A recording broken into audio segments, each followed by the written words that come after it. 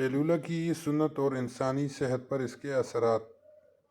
قیلولہ کے معنی ہیں دوپہر کے وقت کچھ دیر کے لیے آرام کرنا۔ قیلولہ نبی کریم صلی اللہ علیہ وسلم کی سنت اور صحابہ کا معمول رہا ہے، تاہم اس سنت پر عمل کرنے کے لیے سونا ضروری نہیں، بلکہ قیلولہ کی نیت سے کچھ دیر آرام کر لینے سے بھی یہ سنت ادا ہو جائے گی۔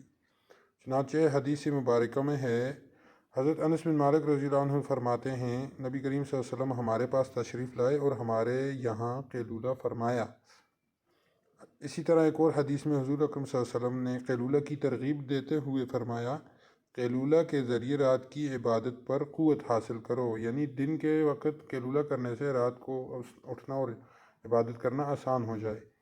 قیلولہ سنت نبوی میں ہونے کے ساتھ ساتھ طبی لحاظ سے بھی کئی فوائد پر مشتمل ہے، چنانچہ بعض ماہرین کے مطابق قیلولہ ذہنی سکون اور جسمانی آرام کا سبب بنتا ہے، نیز ذیابیطس، ڈپریشن اور دل کے امراض سے بھی محفوظ رکھتا ہے۔ اسی طرح قیلولہ تھکاوٹ دور کرنے اور تخلیقی طور پر سوچنے سمجھنے کی صلاحیت کو بھی بڑھانے میں معین و مددگار ہوتا ہے، لہٰذا اتباع سنت کی نیت سے دوپہر کے وقت آرام کر لینا چاہیے۔ اس سے جہاں ایک طرف قیلولہ کی سنت کا ثواب حاصل ہوگا اور اسی طرح جسمانی صحت پر بھی اس کے اچھے اثرات مرتب ہوں گے۔